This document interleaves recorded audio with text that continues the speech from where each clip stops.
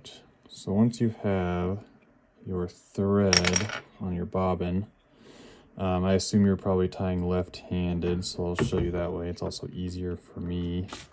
You'll basically put your thread closer to you, put it on the hook, or, oh, I'm sorry, put it behind the hook, and you're kind of just trying to catch this tag end on your right-hand side. So you'll loop that over and kind of secure it. So it's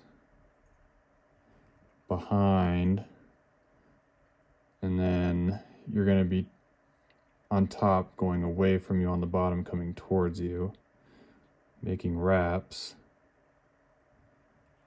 and securing that in. So once you're able to get that tight, it might, once you get good at it, you'll be able to do it in, you know, maybe 2 or 3 wraps. But at first it might take you 5 or 6 to get that secured.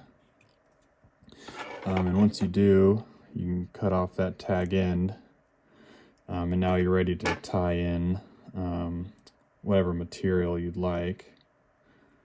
So depending on the fly you're making, you can, this is your hook shank right here, you know, hook point, and then your hook gap.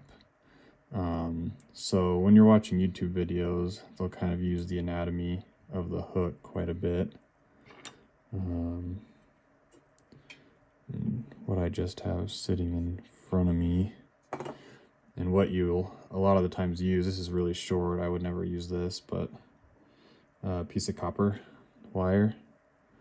And so I stick that parallel to the hook on my side, and you can kind of tie in by just wrapping around. So you can start it that way, or, you know, wrap back up and kind of capture it that way.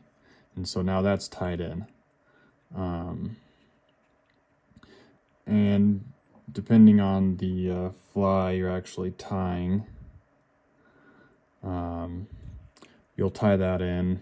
You know, a lot of midges is what you'll probably end up tying out first on a smaller hook. Just used a bigger one to make it easier. You'll kind of make that go. And then if you have like a rotary vise, I won't even get into that, but you know, now you're able to wrap and sort of give this fly a copper, you know, segment. And so once you're ready, the thread you'll continue to keep spinning it on the, when it's on the bottom, it'll come towards you. On top, it'll go away from you. And now that thread is tied in.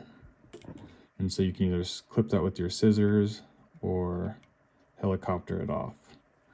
And that's, you know, pretty basic there.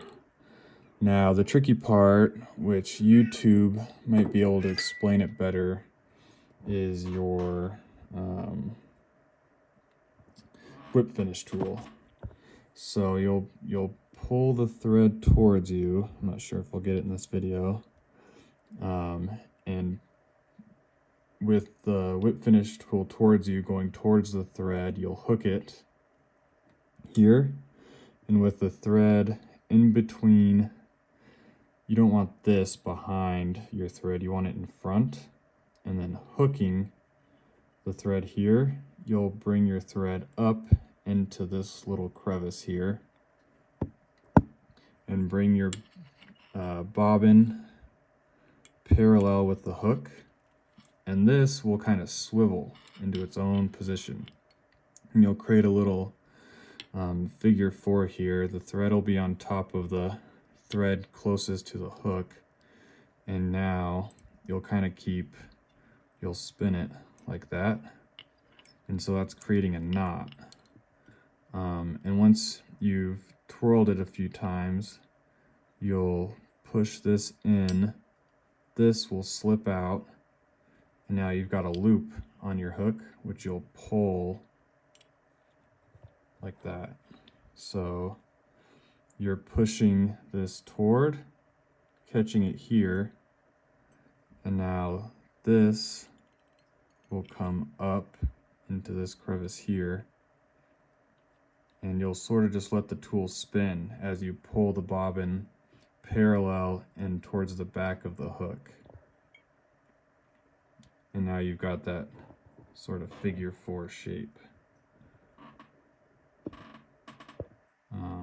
And so at that point, the thread, you'll want it, you know, as close as you can get to this hook. And you're basically just taking the thread behind it on this thread here, and you're doing the same thing you started at the beginning, just on a little bit more technical way. And you're capturing that, spinning it. Now, and then it only gets more technical from there.